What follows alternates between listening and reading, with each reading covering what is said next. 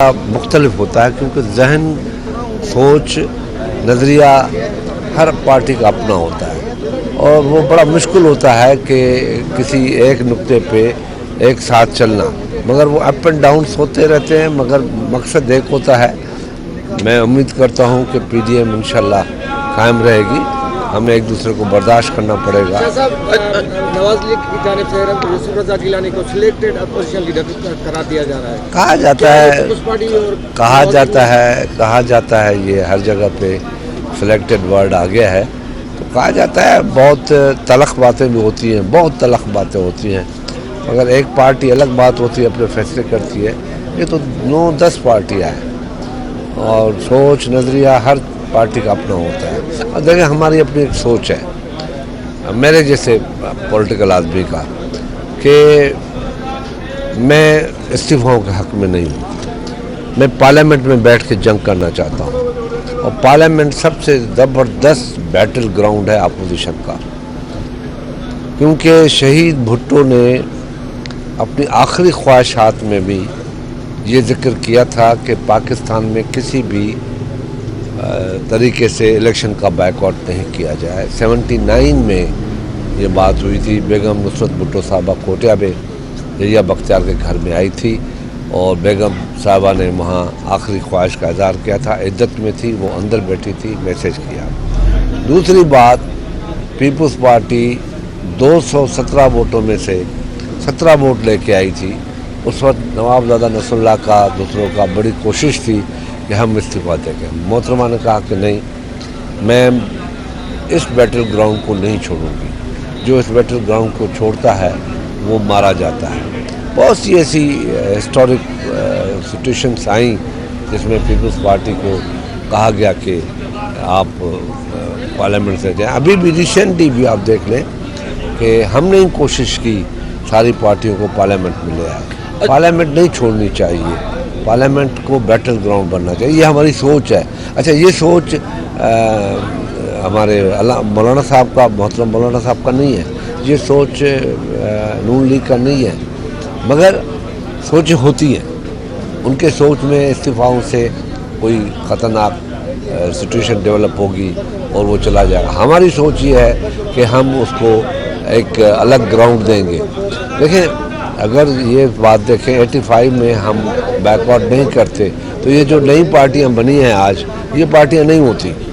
اگر ہم آج کریں گے تو ایک نئی پارٹیاں اور بن جائیں گی، اپنا اسپیس لے لیں گی۔ اچھا شاہ صاحب، جس طرح اپوزیشن جماعتیں کہہ رہی تھی کہ پی ڈی ایم جو ہے وہ عوام کی آواز ہے، ان کا بیان ہے، پی ٹی ایم کا جو بیان ہے، اب جس طرح پی ڈی ایم مطلب ٹوٹ پھوٹ کا شکار ہے، وہ اپنے مقصد سے پیچھے ہٹ رہی ہیں، اور جو مہنگائی، بدامنی، بے روزگاری ہے۔ میں تو اس بات پہ ہوں کہ آپ لوگوں کو بھی چاہیے کہ یہ جو پارٹیوں میں انبنت ہوتی رہتی ہے ہونے دیں، مگر اس کی جگہ پہ اگر آپ مہنگائی، بے روزگاری، تباہی، جو کرپشن ہے، ٹاپ کرپشن ہو رہی ہے، جس آدمی کو آپ سپورٹ دے کے پیٹرولیم کے منسٹر کو آج آپ کو نکالنا پڑا، ایسے ثبوت آپ کے پاس آ گئے، آپ مجبور ہو گئے کیونکہ آپ کے اوپر دباؤ آ گیا۔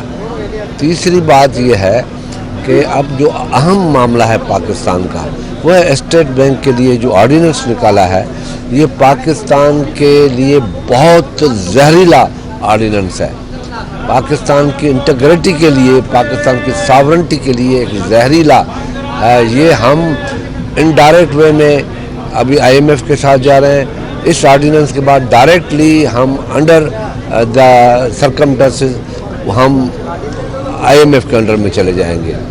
آپ کو خدا نہ خواستہ اس ملک میں ایسے پیدا ہوتے ہیں، آپ کو وہ پیسے بھی نہیں دیں گے، آپ وہ ساورنٹ بھی نہیں رہے گی، وہ ملازم ہو جائیں گے۔ اور یہ لوگ جو آئی ایم ایف کے لوگ ہمارے پاس آئے ہیں، اسی ایجنڈا سے آئے ہیں۔ عمران کو یہ بات سمجھ میں نہیں آتی، وہ 2 سال کے بعد معافی مانگتا ہے کہ غلطی ہو گئی، یہ یا یو ٹرن لے لیتا ہے۔ ابھی اس کو بات سمجھنی چاہیے، اتنے سیاستدان بول رہے ہیں، اس میں تو کسی کا حق کی بات نہیں ہے، کسی کے نقصان کی بات نہیں ہے، یہ تو ملک کی بات ہے۔ اس میں عمران کو بات سمجھنی چاہیے، جو وہ لوگ لے کے آیا ہے، وہ اس ایجنڈا پہ آئے ہیں کہ ہم پاکستان کو ہمیشہ کے لیے آئی ایم ایف کا غلام بنا دیں، اور پاکستان کے جو ساورنٹ لوگ ہیں، جو ساورن پالیٹکس کرتے ہیں، جو پارلیمنٹ ہے، وہ हैसियत खो चुके, हम बजट की हैसियत खो जाएंगे, हम बजट नहीं बना सकेंगे, हम तनख्वाहें नहीं दे सकेंगे, तनख्वाहें नहीं बढ़ा सकेंगे, हम पेंशन नहीं दे सकेंगे, पेंशन नहीं बढ़ा सकेंगे, हम पेट्रोल की कीमतें नहीं फिट कर सकेंगे, वो IMF करेगी, हम LNG की कीमतें फिक्स नहीं कर सकेंगे, वो IMF करेगी। यानी जो चीज़ भी है वो आपके हाथ में। इस बात पे बहस होनी चाहिए, इस बात पे डिस्कस होनी चाहिए। मैं इमरान से ये कहना चाहता हूँ कि Imran bye for the God, for the अल्लाह, तू समझ जा, और गॉड से तू बात समझ जा। ये तबाही पे ले जाएगा तू, और न फिर हम रिटर्न हो सकेंगे न तू रिटर्न हो सकेगा। तो ये आज की सिचुएशन है, उस पे आप लोगों को वज़रा कह रहे हैं कि अगले 5 साल भी इमरान खान के PTI वो के, तो तो हर उसका क्या होगा? आज तक कोई बताओ, हर हुकूमत आती है 20 साल 25 साल का एक प्लान बनाती है, हर हुकूमत आके ये कहती है और फिर 5 साल के बाद चली जाती है। और मैं कहता हूँ अल्लाह करे ये सिस्टम जारी रहे, और 5 साल भी पूरे करे या 4 साल पूरे करे, कोई बात निकाले, कोई रास्ता निकाले। ये जो हमारी लड़ाइयाँ हैं, इससे पाकिस्तान को नुकसान हो रहा है, दुनिया का कॉन्फिडेंस ख़त्म हो रहा है। पाकिस्तान के लिए चाइना जैसा मुल्क जो ज़बान इस्तेमाल कर रहा है, जो बात इस्तेमाल कर रहा है, जो बात कर रहा है, वो काबिल सोच है।